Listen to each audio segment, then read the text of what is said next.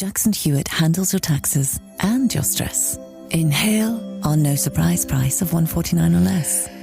Exhale, paying more for complicated taxes. You won't. Inhale, new tax law knowledge. Exhale, missing out on your biggest refund? Certainly not. Don't miss paying $149 or less. Rest easy. Jackson Hewitt's got your taxes. Guaranteed. Limited time offer for new clients on federal returns. Participating locations only. Terms at jacksonhewitt.com/149. Ryan Reynolds here from Mint Mobile with a message for everyone paying big wireless way too much. Please, for the love of everything good in this world, stop. With Mint, you can get premium wireless for just $15 a month. Of course, if you enjoy overpaying, no judgments, but that's weird. Okay, one judgment. Anyway, give it a try at mintmobile.com/switch. Upfront payment of $45 for 3-month plan, equivalent to $15 per month required. Intro rate first 3 months only. Then full price plan options available. Taxes and fees extra. See full terms at mintmobile.com.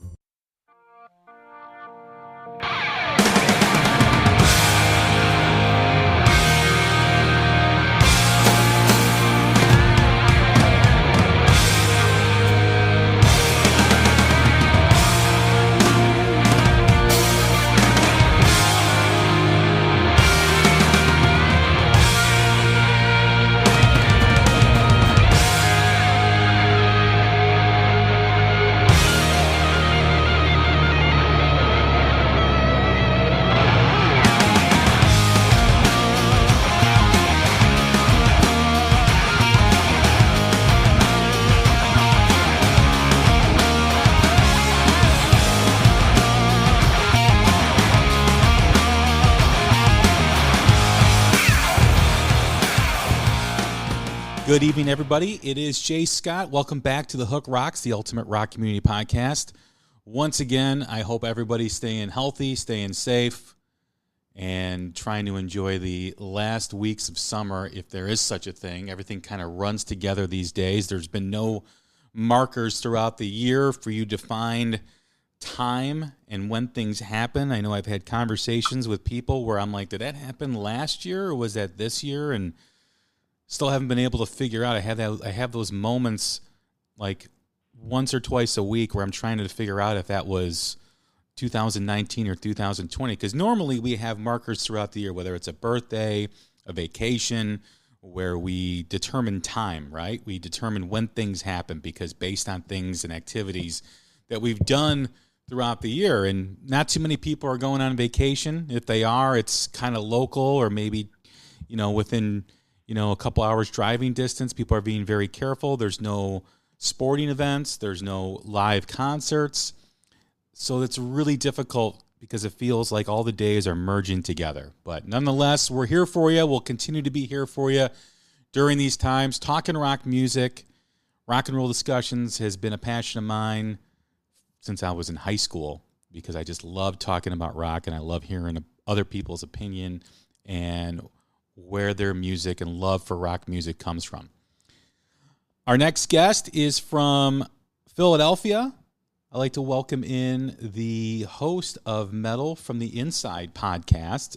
She also has a great website, and she'll be definitely plugging the website and all that she does. I'd like to welcome in Sydney Taylor. What's going on, Sydney? How are you? Hey, Jay. Thanks for having me on the podcast. I'm doing well. How about yourself? Just getting by. We're here in Chicago. Things are kind of turning around in the wrong way, so we're kind of all holding our breath that we don't have to go under another lockdown like we did in March.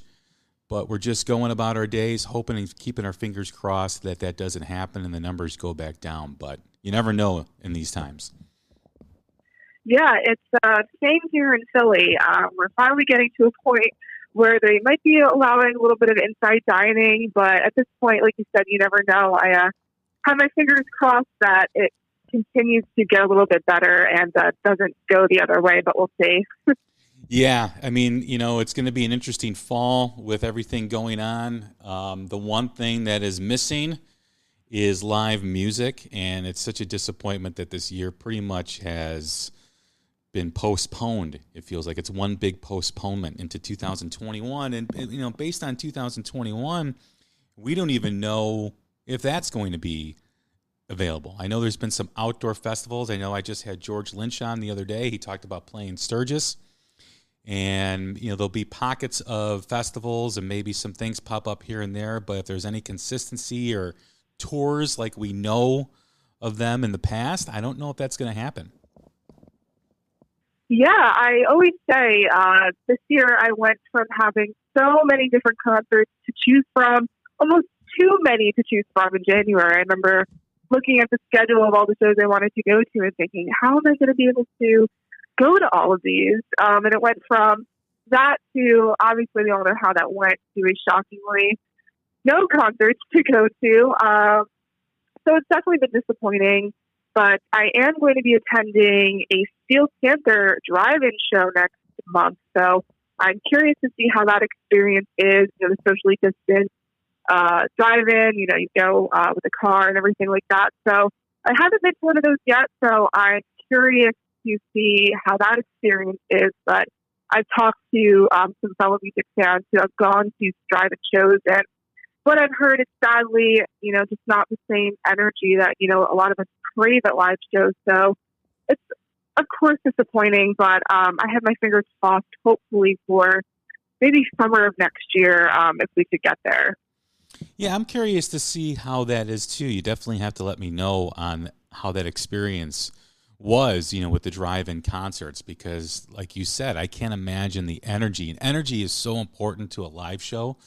I just can't imagine, what that's like and, how people will feel about it. I don't know if it's the wave of the future. It very well could be, depending on how long this goes on and how comfortable people are, but that's interesting. I mean, I was in the same boat with you as well. I mean, I was looking at the forecast of tours this year, and I was excited about a lot of different things happening. I was excited about a lot of different albums. I thought this year was going to be a huge year for rock music. And, of course, we know that's just not the case. Yeah, it's disappointing for sure. But like you said, I'm curious to see how the drive-in show goes. I can't imagine it will be anywhere near the same, but I'm staying hopeful. I want to support the bands that are out there doing what they can. Steel Panther, I know a lot of people either love them or hate them, but I've been a fan for a couple of years, so they've been doing a lot during the quarantine and everything that's been going on. So, they're playing up at Granite, which is only like a few hours away from me, so I thought I might as well go and support, and I will, of course, let you know how that ends up going and what the whole energy and vibe is for that. That's great. Look forward to hearing your experience and to what it was like. So, but like we always do, the first time we have a first-time guest on the podcast, we always ask the same first question. I think I've asked a few questions already, but nonetheless, it's the essence of our show, which is like every rock song has a hook that sucks you in. Every rock fan has a moment, whether it's a band, a performance, a song, or album. What hooked you on rock and roll? So I grew up listening to pretty much every rock band under the sun. I'm only 20. I'm turning 21 in a couple months. So I grew up listening to Black Sabbath, Led Zeppelin, the Beatles, everything from 60s rock bands to rock bands from the 90s and even modern day bands. And when I was younger, it was pretty much just the soundtrack of my childhood. I listened to everything. And as I got older, I kind of developed my own love for it. But the most defining moment that I would say was what really got me hooked on rock music was when I was about, I want to say 9 years old. My dad went to go see Alice Cooper. He went with my godfather, who is his best friend, and they go to rock shows constantly. And when I was younger, they were kind of concert buddies and would go all the time. And we went to go see Alice Cooper. And I remember I woke up the next morning, and I can still see this moment very vividly. I was sitting at the dining room table, and my dad came up to me, and he gave me some beads that Alice had thrown out in the crowd. And for those of you who are familiar with Alice Cooper's live show, during Dirty Diamond, he usually throws out some beads. He used to do that in some of the earlier tours he did. And if you were lucky enough to catch one, Alice is all about the theatrics. So he would throw out the beads, and my dad caught a pair, and he gave them to me the next morning. And I don't know what intrigued me so much, whether it was the fact that someone on a stage had them and now they were mine, or whatever the catalyst was in my brain that really got me hooked. But from that moment on, I loved Alice Cooper. I was everything Alice Cooper. I watched every concert. I listened to every album. I saw him in concert and had actually gotten to see him like a year or two later. So that was the major catalyst for when I was younger. And that kind of just went on as I got older. I delved into more rock bands. I got really, really deep into Alice's catalog. He was the first band that I ever really knew every detail about, you know, from the original band to his solo years to the new lineups he's had over the years from like the late 90s to now. And I kind of dived into other rock bands, you know, the origins of Black Sabbath, and I got really into the 80s metal. So he was definitely the catalyst and still remains my number one band and artist to this day. He's a great artist. I mean, he's got some great material. I mean, like you mentioned, you know, his newer stuff into the stuff in the 80s and early 90s. And then, of course, you know, the stuff from the 70s, which, you know, still stands the test of time, still sounds great today, whether it's, you know, Billion Dollar Babies or 18. He's just, you know, a incredible artist and someone that is one of the grandfathers of hard rock music. You know, I mean, when you talk about Led Zeppelin and Black Sabbath, you know, people also mention Deep Purple as well. And sometimes they forget about Alice Cooper and what he meant to the genre, and certainly had a huge impact and a huge influence on a lot of musicians. Oh, for sure. And I think I connected a lot with Alice Cooper, too, while I was growing up because, like I said, I'm only 20, so when I was loving all this type of music, my peers certainly were very confused as to why I was so big into, you know, this quote unquote older music or, you know, et cetera, however they wanted to describe it. So when I was growing up and listening to Alice Cooper and, you know, Dawkins, one of my all-time favorite bands too, like they're right behind Alice. So I was listening to all these different bands and talking about them with my teachers. And, you know, Alice was the outcast of rock and roll, you know, when he was famous. It was, or at the peak of his career, I should say. He was the outcast of rock and roll. He would clear rooms before, you know, he ended up getting, you know, they got their big break. So I loved relating to that because I always felt like I was kind of the outcast a little bit of my peers and just the groups when I was in high school and everything like that. So I feel like for so many Alice fans as well, they can kind of relate to that kind of sentiment. And even he said that he was like the role model for the outcast of rock and roll, pretty much. Yeah, I agree with that. You know, I mean, I think rock and roll is made up of outcasts, you know, when you think about it. And you hear the story of the musicians that are in bands or the musicians that are performing to the fans. I think that's why rock fans are so loyal to the genre, because there is that connection of being somewhat an outcast and being somewhat of against the grain. And I hope the next generation, I have a 15-year-old son who has a very similar story as yours. You know, he grew up listening to rock music, you know, because he'd hear me play it in the car. His first concert was a Butch Walker concert, who he just still loves today. Butch Walker, of course, of the band South Gang in the early 90s, and Marvelous 3. Now he's a big-time producer, and he also has a great solo catalog as well. So I took him to see that. He was 5 years old when I took him to see Butch Walker. And then it just kind of snowballed into taking him to see Iron Maiden and Metallica and Ace Frehley and all these concerts. And he's going to school with rock T-shirts on in 7th and 8th grade, you know, Cheap Trick, Kiss shirts, Iron Maiden shirts. And, you know, I remember he wore a Motorhead shirt to school when he came home. He's like, Dad, everybody thinks I worship the devil, you know? And, you know, so, but as he's gotten older, now he's a sophomore in high school, some of his friends are starting to come around and listen to that music. So maybe he's the catalyst for all these other kids in terms of listening to music. Maybe they're discovering on their own. I guess, you know, with you being 20 years old, we all know the biggest, genres of music are hip hop and pop music and country, but what does it feel like being kind of like on that island where, you are listening to rock music and your friends really aren't, and they're looking at you, with the raised eyebrow, like, what is she doing? What's that like for you? When I was younger, and like I said, when I was in high school, I think at first it was very disheartening. At first, I was very kind of like, this sucks. Like, nobody really understands or, really knows about it. And at first it was kind of an upsetting thing because if you're that age, I think the first thing you're really concerned about is wanting to maybe not fit in per se, but, have friends and have like a social group.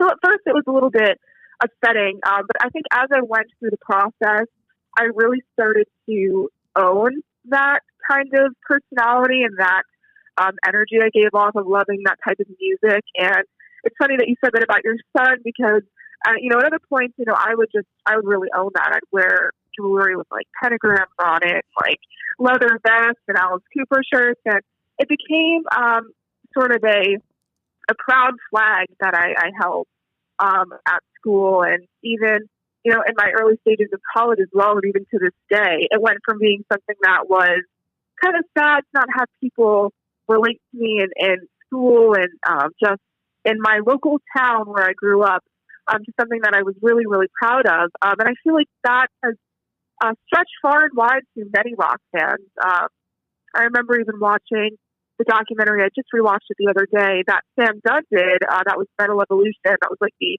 very first metal documentary that I think was put out recently. It was like 2007 or something like that. And there was a young girl who I think was like 14 who said the same thing. It's become a proud flag to hold and to kind of carry. And even to this day, it kind of makes me a little bit more unique than the average person my age. It makes me kind of stand out in people's memories. So it's something that I've definitely become more proud of over the years, and it's gotten me a lot of opportunities and just helped me make a lot of connections with different people as well. One of my proudest moments as a father, my son was buried in his phone like most teenagers are these days. And he wouldn't move for like an hour. And I'm like, what are you watching? He's like, oh, I'm watching Van Halen in the U.S. Festival from 1983. And I'm like, right on. I'm like, you can keep watching that. Yeah, no worries. Go ahead. That's family entertainment.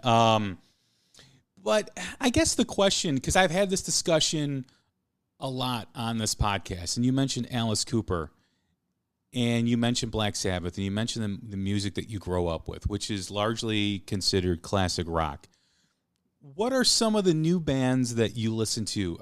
Are you interested in the newer stuff? How does that connect with you? Because right now rock and roll is struggling with relevance, and part of the reason why it's struggling is because there's a lot of big fish in rock and roll. Your AC/DCs, your Motley Crues, your Foo Fighters, and all those bands that can play stadiums and draw big crowds. And then there's like this big drop off into like the bands that can fill a small club, a small theater, newer bands that are just coming out. So when all these classic rock bands are gone, which will be within the next decade, sadly to say. I mean, I don't see the Rolling Stones playing in 2030. I don't see Metallica playing in 2030 because it's rock and roll is such a physical part of it. So for the younger generation, the younger demographic that you are in, how are you connecting with new music, if at all? So I definitely thought a lot over the years. Even just recently, we've lost a lot of, musicians in the heavy metal genre, and it's definitely been this looming cloud over me. Even just, not bands just ending, but people passing away. And there's obviously, like you said, a definite end that's going to be coming to this much sooner than a lot of us think. But the way I try to connect with newer bands is I stay very aware. There's a radio station here in Philadelphia that I'm very lucky to have that's called WMMR, and they pretty much cover everything from the old school bands to bands that are brand new. And that's just one outlet that I use to kind of stay aware, other than social media. But I would say some bands that I really, really love that are newer are bands like The Struts and Dirty Honey, even Greta Van Fleet, which I'm not the biggest fan of, but I do appreciate what they do in the industry and what they've done for kind of bringing rock a little bit back into more of a youthful, like mainstream kind of light. But I look at bands like The Struts, per se, and I love them for the reason that they are modern, yet you could look at The Struts and they could have existed alongside bands like Sweet in the 70s. They have that kind of old school yet modern vibe that they're bringing to the year 2020. And a band like them is still in their infancy. They only have released 2 albums. I look at bands like Hailstorm, who have been around for a little bit now, but are still pretty young and are kind of carrying the flag a bit of the old school kind of sound.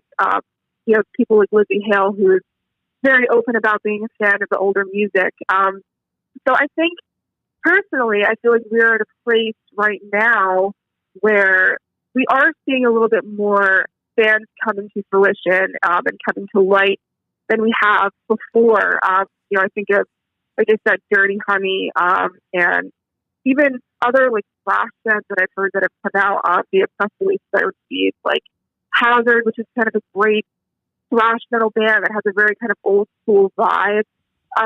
So I really do think that there's a lot of great bands that are coming out. It's just continuing to give them a platform and support them. I feel like you said that there's a lot of this getting stuck in the past a little bit. And believe me, I love my classic records. I love listening to Van Halen 1 and, Master of Reality and my Alice Cooper records. And they will always, reign supreme in the rock and metal world in my eyes. But we have to be able to give these newer bands a chance because it's, they're the ones that are going to be carrying this music on for years and years. You look at bands, like the Foo Fighters, which I think are kind of like the next, leg of like rock royalty after these kind of classic bands, end up ending. You have the Foo Fighters and you kind of look around and it's like, well, who else? Maybe Metallica will continue a little bit longer past, the Rolling Stones and, et cetera. But you have to start looking at these newer bands and giving them a chance and buying their records and going to their shows. And, it's just something that I think rock fans have to get a little bit more involved in. But I think we have a lot of exciting, bands on their way to something big. I agree. I love listening to the new rock stuff. I mean, I think that's why I'm such a fan of rock music. If I, at the age of 45, decided to just kind of pack it in, select about a handful of bands that I grew up with listening to, and then just listen to that over and over again, life would be boring. And as much as I like the stuff, I mean, my favorite band of all time is Led Zeppelin. I love Van Halen. I love Rush. I love all the bands that I grew up with. If I just listened to them, if I just became my own classic rock station and listened to the same bands and the same songs over and over again, I think I would lose my joy for the genre. Whereas when I listen to new artists and new bands, it keeps the juice flowing. It keeps like the interest there. It's like, wow, this is a really good new band. This is a really good new album by this artist. A lot of times, too, the classic rock fan will not even know a band from their past or a band that they used to listen to is still active and still releasing new music. And you have the power of Google at your fingertips, and you can look up anything you want at any point, any time of day, and you can find out that this band or that band is still making music and just released an album last year or whatever. So that's frustrating. The classic rock fan, I mean, there's a, maybe a small percentage of us like myself that still wants to hear the new rock, but in large part, the classic rock fan is a ship that has sailed, where they're content with just listening to what they know. A lot of them feel that nothing new has been good since 1993. They kind of live in their bubble, but that's okay. They're getting older. They're becoming the demographic that does become set in their ways. It's the younger generation that I'm fearful that rock is not adapting enough to connect with people. You see pop music, you see hip hop very popular in the younger generation, in high school, junior high. And there's a lot of reasons for that, but I just think that rock music relies so much on a physical connection. Whereas when you get the album, you look at the album cover and the liner notes, and that's all important, where they haven't figured out how to have that experience come through on someone's phone or in their social media or whatever. And I think that they need to really figure it out, or it's just going to fall further and further down the road of irrelevancy. Yeah, I think nowadays too, live music is such an important part of that whole experience, which is why 2020 has just been so disappointing, is because you look at it nowadays, and like for somebody like me who is really into the old school stuff, you know what I mean? That's kind of where I got my basis. I buy records, I buy vinyls, I look at the vinyl, notes, and I look at the artwork and I hold it in my hand. But to be realistic, a lot of people in my age group and just in this generation don't really do that. They hear you on Spotify on a playlist, or they, see you're playing somewhere near them and they go. That's kind of where we're at right now, which is sadly disappointing, because I feel like, records used to be such a giant part of this whole industry, and holding something in your hand, and now that's kind of faded, and live shows are really where I feel like bands really start to make it, when people start coming out to the live shows and they get on the tour. I go back to a band like the Struts just because they're so easy to speak about, because I really do feel like they're doing pretty much everything right at the moment. But, they're a band that really has a live performance that blows you away. I remember I saw them for the first time, and I left that show and I went, holy crap, these guys are amazing.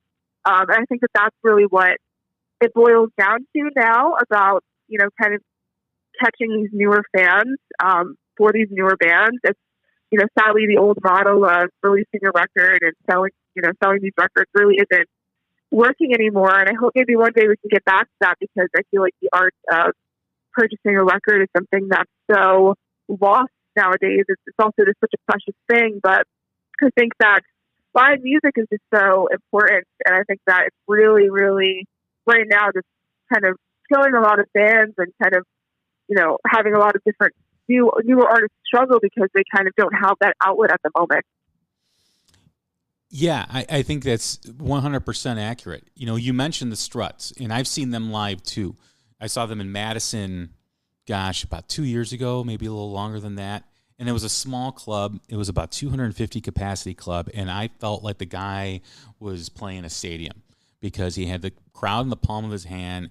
He was the rock star that is missing from rock and roll right now, and I think that's really a key part of the legacy. We talked about Alice Cooper when we first started this conversation. We talked about Led Zeppelin and Black Sabbath and all these bands. And I've seen the bands that you've talked to on your podcast and on your website, on your blog. Those are all rock stars. They identify as a rock star. And you can say, well, what defines a rock star? People have different meanings. It doesn't mean, shooting heroin or cooking a spoon or whatever. It means being that person that you can't take your eyes off of, that you want to know more about, that you want to hear what they have to say. And when I was growing up, whether it was David Lee Roth, whether it was Vince Neil, Blackie Lawless from Wasp, Joe Elliott, whoever it was, they were rock stars. So whenever they came on the TV, everything was silent, and you wanted to hear what they had to say because they had a presence. And I think after the 90s, the early part of the 90s, that kind of went away for a while. Things got really serious. And now, because I've asked my son the same question, like, why don't your friends listen to rock music? Why is it hip hop? And it's like I was when I was his age. The parents don't want them to listen to hip hop, and they look at rock music as dad's music, because there's a lack of personalities in rock. And I think there's some good ones. I mean, you mentioned the Struts, Luke Spiller. Tyler Bryant has a great stage presence, who's just an absolute phenomenal guitar player. The guy from South of Eden, who's a new band out of Columbus. The guy from Joyous Wolf, Mark LaBelle. Nick Reese from Joyous Wolf, and then Ehab Amran from South of Eden. And there's plenty more. I mean, Dorothy Martin from the band Dorothy has a great presence. I've seen her live. So I think they're out there. I think they just got to figure out how to get in front of that younger generation that relies on that, I don't want you listening to that kind of mentality, because I know when my parents told me not to listen to something, it meant I had to listen to it. And I had to, smuggle stuff into my house in order to listen to it, like Ozzy Osbourne or Maiden or whatever. But I think that's a huge thing that's missing for the connection to that younger generation, where, they're feeling the angst of being a teenager and they want that connection with whatever music they have. And I don't know why, and I've said this before on my podcast, I don't know why rock and roll has gone away from that. I don't know why rock and roll stopped being rock and roll. I don't know. It's funny. I see a ton of these bands that I feel like a lot of the younger generation is into. I look at a music venue here in Philly, and I see these bands come through my venue all the time, and it's weird because it's what a lot of, I feel like, this generation defines as rock music, when I don't think it could be farther from rock music. It's like this indie alternative group, and they come out and they're all wearing t-shirts and jeans, and not that you have to go out and dress like Rob Halford, but it's just, I feel like everybody's the same, and I think kind of like the design of rock it's not like that. You know what I mean? Robert Plant was different from David Lee Roth, and David Lee Roth was different from Alice Cooper, and Paul Stanley was different than, I don't know, name any other frontman. There was something distinct about each group. Each group had a specific sound and a specific stage presence and a specific live show, and it was a distinct thing that each band had. You weren't going to get what you got at a Kiss show that you got at a Van Halen show, and I feel like that's something that's kind of been lost in these newer bands that a lot of my younger generation likes to define as rock, that I don't think is rock at all. I see people my age who go to an indie alternative show and talk about doing a mosh pit. And I'm like, you guys don't even know what a mosh pit is. It's just, a completely different thing than I feel like rock used to be. And I think that, like you said, it's just trying to get that back, with bands like the Struts and, whatever. It seems right now it's more of a kind of a classic rock resurgence, if that makes sense. Classic rock really isn't a specific sound or genre like that, but you look at the Struts and Greta Van Fleet and Dirty Honey, and they all have that kind of sound and vibe that the early 70s bands had. So it makes me wonder if we'll eventually start to see a little bit of a resurgence of the heavier stuff, like a new Iron Maiden or a new, Black Sabbath or a new, whatever 80s band, a new Motley Crue, something of that sort. I mean, I even know that there's some bands in Sweden and things like that are kind of bringing back an 80s metal resurgence too. I really would love to see them kind of get a little bit more of a push, bands like Crazy Licks and Crash Diet, Reckless Love, bands like that. I would really love to see get a little bit of an extra push, but I think that there is some kind of disconnect between the younger fans and just what is considered new rock music. And I don't know if it's because they haven't been fans, so it's hard for them to connect. I luckily grew up with this music, so it's fairly easy for me to, get into these newer bands because I've grown up with the style of music so much. I would love to know what the disconnect is and, how it could kind of be fixed.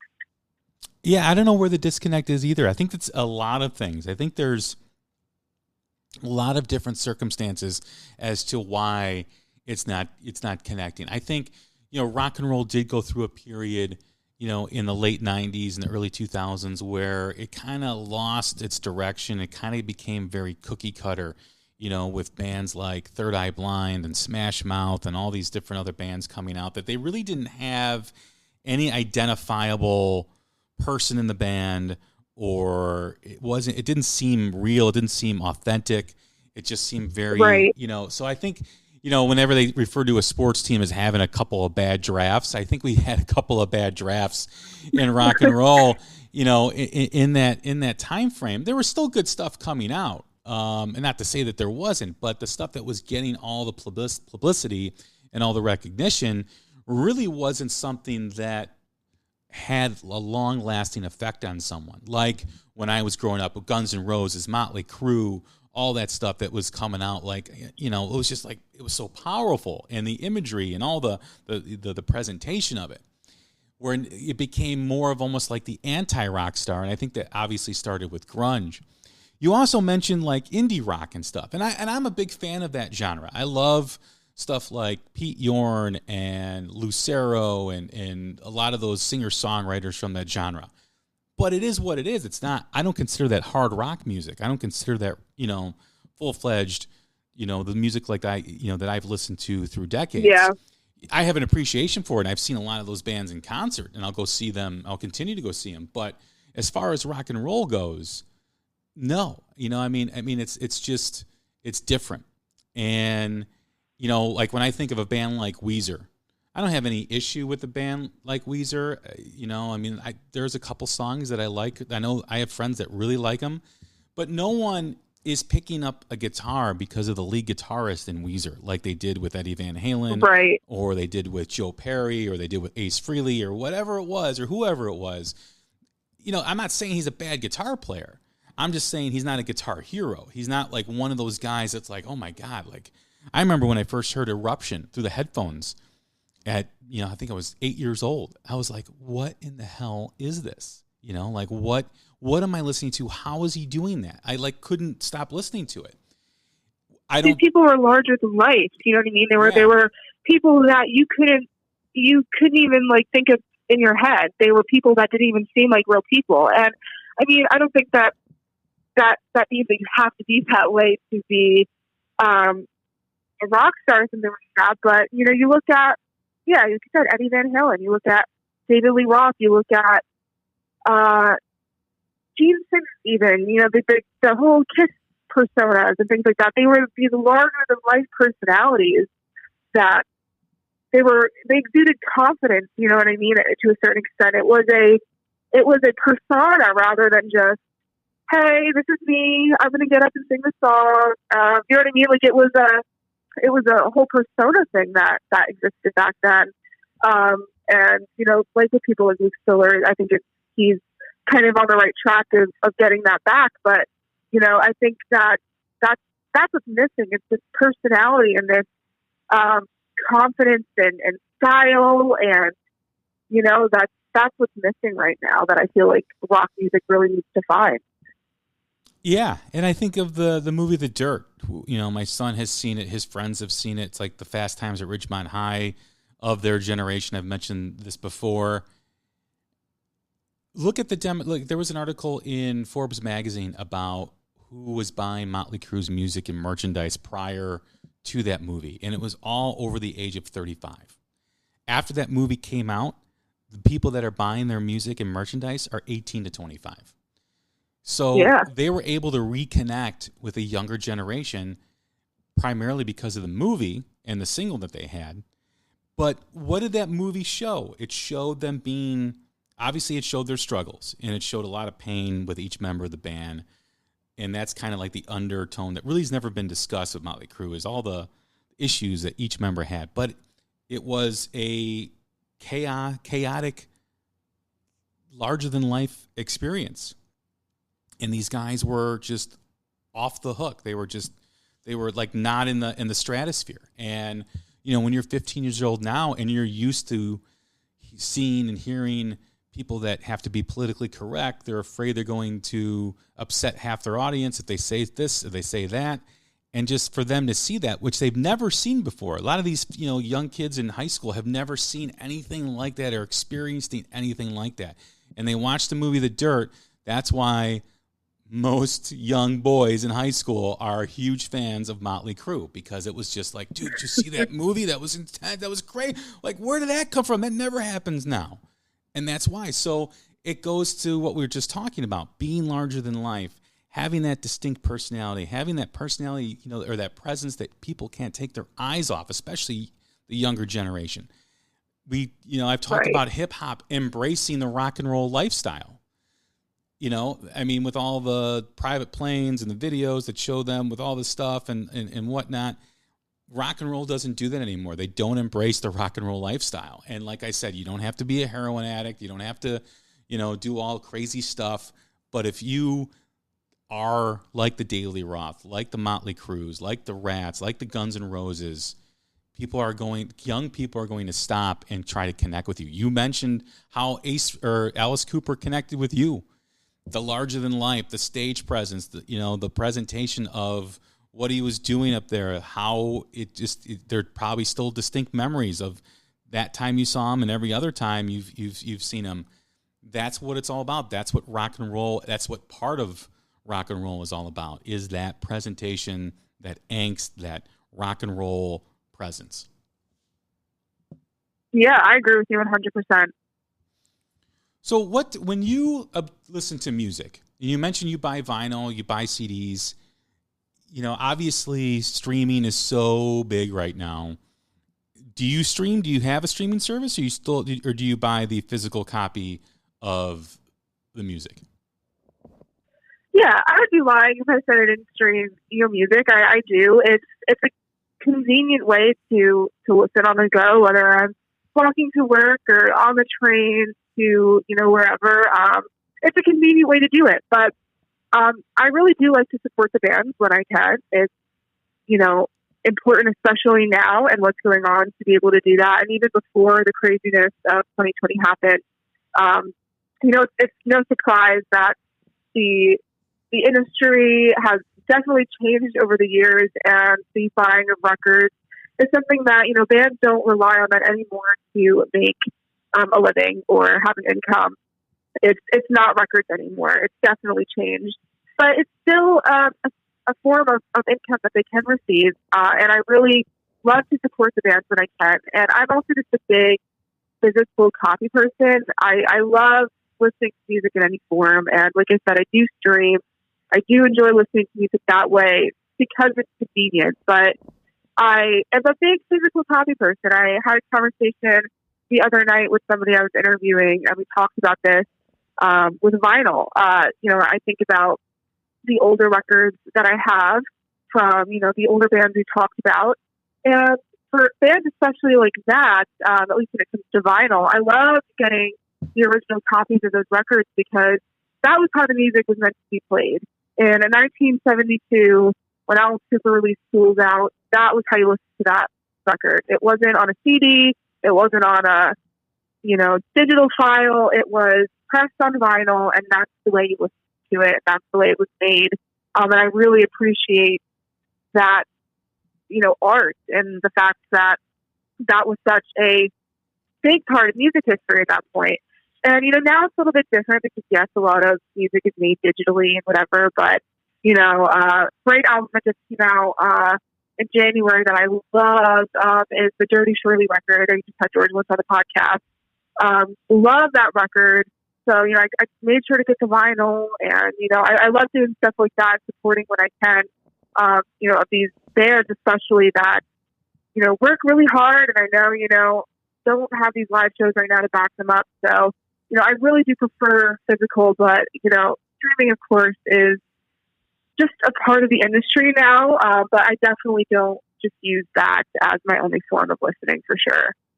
Do you think that there's too many platforms? And when we think about streaming, we think about obviously Spotify and Pandora, and now Apple has their streaming service, and there's others as well. And we also have YouTube, and we have, different ways, people can get their music out. Do you think that there's too much where people kind of just get like, this is so confusing?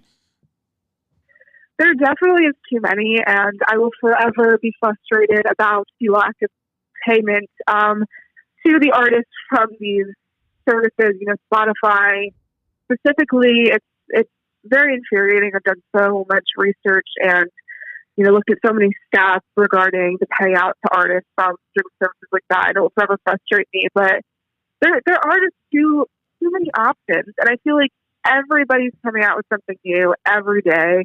You know, it's already this complex thing, and, you know, artists now have to make sure that their music is available on X, Y, Z, because only a certain amount of listeners are listening on Apple Music, and another amount of listeners are listening on Amazon, and another amount of listeners are listening on Spotify. And it's definitely this huge thing that I think could probably just be condensed down to one thing if it has to exist at all, you know?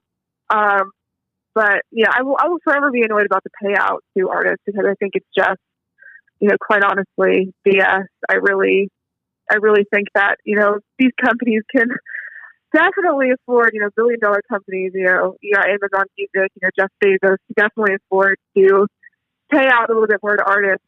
It's really frustrating, but I would say that there is too many on the market to choose from, for sure.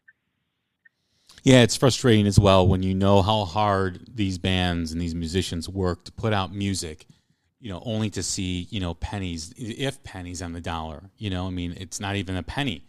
And it's, you know, when you have the arrogance of these streaming services, you know, whether it's Spotify or Apple, that really are almost anti-musician when you think about it. You know, they give musicians a platform to put their music on, and that's great. That's wonderful. But, you know, we heard for a long time as a result of Napster how it was going to wreck, you know, the music industry. Well, the music industry is doing fine. The business it has reoccurring revenue from these subscribers every month. They're not going away. They're making a ton of dough. I mean, Spotify was able to pay Joe Rogan millions of dollars to exclusively be on their platform. Where do you think that money came from? So when they when they complained decades ago, it's always been, you know, the music industry plays the victim, but the real victims are the musicians and the bands that now have to tour. And I guess the positive thing is for a rock fan is that bands come around more frequently. They're releasing music more frequently. So that's a good thing. But at the same time, it's very hard, you know, for them to, you know, unless you're a big fish or unless you have some money coming in through different ways, it's very hard to maintain that. You have to constantly be touring. And, you know, like some of these younger bands that were ready and poised to take over in 2020 had to pause. And a lot of them, you know, had to go back to work, you know, because they got to pay the bills, because a lot of these bands are not in a position where they can sit on their duff because of an advance, or not worry about money because they, you know, can sell their music here, or the rights to music is played here. A lot of those new bands don't have that. And, you know, that's part of the frustration with the fan, is because a lot of the fans have turned their back on rock and roll. And I get tired whenever I post new music and I get I don't know how to find new music. And there's plenty of pages like myself on social media that post new music all the time. All you got to do is press click and it'll play it. And yet people just, I mean, if they're on Twitter, I would like to think that they have the ability to figure out how to click on a link to play the music. You know what I mean? It's like, you know, you've gotten this far, so why, you know, why are you not going farther? I just don't understand. But yeah, it's just a different landscape. But I just think that I agree with some of the people that say rock and roll is going to come out with a rage when this pandemic is over. My only fear is that they won't have any place to play, because a lot of these smaller theaters and clubs are not going to make it. So that's the next hurdle. So if all this rock music comes out, you know, on the same side, if it does come out and it becomes successful and it does blow up and people start listening to rock and roll music again, I guess people will find places to play, right? If it's that popular. But I still worry about it. Yeah, I mean, I really am hopeful for the future of rock music. I'm not sure, I always think about this, I'm not sure if you've ever seen, I'm sure you have, the movie Almost Famous. Yes. And there's a scene in that movie, it's one of my favorite movies of all time, and there's a scene in that movie where Lester Bangs is talking to William Miller, who is the 15-year-old journalist, and he's giving him advice about writing, and, you know, the movie takes place in 1973, And he looks at him and goes, rock music is dead. And he goes on this tangent about how he missed the peak of rock and roll. And the year was 1973. Yeah. And I think about that a lot because I feel like the people who say rock music is dead, or, it's not coming back, or it's never going to be mainstream again, or whatever they have to say about it. I always think about that quote because it was 1973 and Lester Bangs had no idea, the amount of music that was going to be, coming out in the next 15, 20 years. And I feel like right now we're at such a point where I don't think I've ever even felt more hopeful than I have before, seeing all of these newer bands that are starting to touch the mainstream light, and these fans that are attracted to pop and, aren't typically attracted to rock. I'm seeing become attracted to bands like The Struts and Greta Van Fleet, et cetera. And if we could just continue down that road and, get these people invested in other new bands that are coming out. And, like you said, once this happens, this is over and we go to shows and, kind of continue down that road, I really think that we will reach a point to where, rock will be much bigger again. Things like this go through highs and lows, valleys and peaks. And, rock and roll has definitely been at a low for the last, 20 years. But I think right now we really are reaching a point where I'm feeling much more hopeful about the future. And if we could just get past the craziness of 2020 and the craziness of this pandemic, I really think that we're going to be seeing some interesting stuff come to fruition very soon. Yes, I am hopeful as well. And I think there are so many. I mean, we've mentioned a handful of bands, but there's so many more. There really is. I mean, there's there's so many. Yeah, there's a whole scene going on in the UK right now that is just incredible. Whether it's a band like Massive Wagons or Doomsday Outlaw, Riders Creed, Takeaway Thieves, Rocket Dolls, whatever. They've got some bands. Those Damn Crows is another great one. I mean, they've got some bands out there that are just tremendous. And you mentioned Sweden. There's a band called Heat that I totally love. Yeah. That really brings that really brings back that, old school 80s type of vibe to it with a kind of a modern sound. There's also a couple bands too from the US that kind of have that same type of 80s type of vibe to it. There's a band called Kodiak, which Carmen Appice, is helping manage them. So they're a band to look out for. They've got some really good stuff. And there's also a band called Station that's out in New York City. Yes, I love Station as well. They played at M3 a couple times. Yeah, they're a great band. So they've got that vibe too. So I think you're right. I think as we see a lot of these blues-based 70s style influence bands come out, these new bands, I also think that, what is next, the bands that were influenced by the Motley Crues and the Poisons and the Guns N' Roses and all those bands from that era that we knew and loved, I think that's on the horizon too as well. So yeah, I was mentioning those couple of bands because they're the first thing that comes to my mind, but there really is so many more. And if anybody listening, just look for new music, just do a quick Google search, and like you said, I swear you will find so many new bands that are just waiting to reach new heights and, support them. Now is the time to buy merchandise and support them if you can, so they can continue to make music. Because a lot of times people don't realize that they are relying on that form of income to be able to record. It's not like the old days where you could get a record deal and a record advance and have $100,000 to make a record. Happens very, very, very rarely. So if you can have if you have the means right now, please buy some merchandise and check some new bands out because they really, really need the help. And it's going to be what carries this genre on for years to come. Yes, amen. I think about what it takes for these musicians to, become what they become. I think of Rival Sons, right? And Rival Sons, people still call them a new rock band, and they've been around for 10 years. And people discover them every day, and they're like, "Oh, these guys are great. How come I never heard them before?" And it's because that person that's saying that refused to listen to anything new. When you refuse to listen to anything new, you're robbing yourself of what could be a great experience for you, a source of joy for you. There's no better time to listen to new rock music than right now during this pandemic, There is no greater Yeah, time. you just got to open your mind a little bit and look outside of what you find familiar and really just go for it. There's just I can't even express how many new bands there are that have put out great music. And even to this day, I'm very active in the scene and, running my own site and doing my own podcast. I stay on top of everything and I'm listening to music constantly. But even I myself, I'm sort of saying for you, who does this constantly and is listening to new music constantly, I'm still discovering new stuff every single day.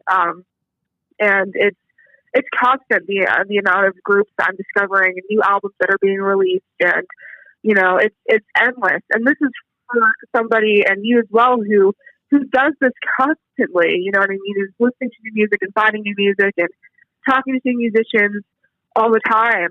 So I can't even imagine what it must be like for somebody who hasn't been doing that for so long. So there's just so many different artists and, just opportunities to listen to new music out there. It's just people opening up their mind a little bit. Yes, I agree. I've that's kind of like my passion as well, is to get people to open their minds and listen to new music.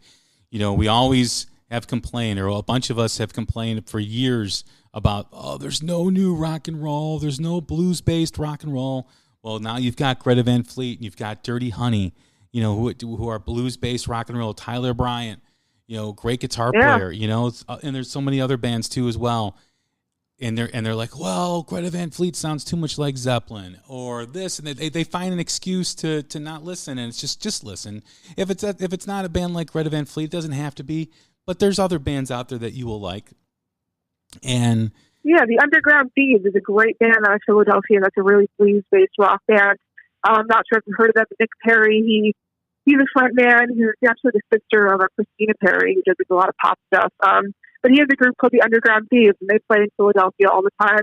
Another great blues-based rock band that I'm feeling is going to, get big as well. That's another thing. Look at your local scene to people who, I'm lucky I live in a major city, so it's a little bit easier, but there are bands in small towns in probably Ohio and Utah that are looking for an audience. So it's also just taking a look at your local scene as well. You can support locally and support your own community and musicians as well. Yeah, stop going to go see the cover band. Go see an original rock band. I know it's nice to hear what on a Friday night, but step outside your box a little bit and go see a band that you've never heard of and see if you like them. You never know what you're going to listen to. Every single band any of us loved, Alice Cooper started out as being a band no one knew, and everybody hated. And, he eventually went on to inspire somebody like myself to love this music. And every artist we've ever loved, it started out as nobody knowing them and, waiting for people to take a chance on them. I think that's something a lot of people forget, is that Black Sabbath did not start out being the, makers of heavy metal. They needed support and people to listen to what they were doing. Without people taking a chance, there would have been no Black Sabbath or no Led Zeppelin. I think that's something we have to remember. Even when we love these bands and want to hear what we love, and we love the familiarity and the, warm, cozy feeling you get from listening to the older records, which, believe me, I'm a big old school person and I love it, but you have to remember that these bands would have been nothing without people taking a chance on them. And you have to apply that to these newer groups that are making their way. I agree 100%. Sydney, it's been great talking with you. What do you got to plug? Tell us about your website, your social media presence, so everybody knows where to find you. Yeah, so I run the site, metalfromtheinside.com. I do similarly to what my friend Jay here does. I interview some other favorite musicians on my podcast, which is Metal from the Inside as well. You can find us on Spotify and Apple Podcasts and pretty much anywhere you get your podcasts. If you want to follow us on social media, you can find us at Metal from the Inside on Instagram and Twitter and Facebook. And if you do want to stay connected with me, you can find me on Instagram at Sydney Anna Taylor and on Twitter at @TaylorOfficial. I would love to chat new rock and old rock with anybody listening if you'd like to stay connected. And thank you, Jay, for having me on the podcast. It's been a blast to talk about everything rock and metal with you. Well, we'll have to do it again in the future. Oh, for sure. Let me know anytime. Well, Sydney, thank you very much for doing the episode. Once again, everybody, that's Sydney Taylor from Metal from the Inside. Go check out her website. Check out her podcast. Website is very well done. Great presentation. I think all rock fans that I know will enjoy it, and the ones I don't know will certainly do as well. Once again, thank you very much for tuning in. This is Jay Scott. This is the Hook Rocks, the Ultimate Rock Community Podcast. We'll talk again soon. Thank you.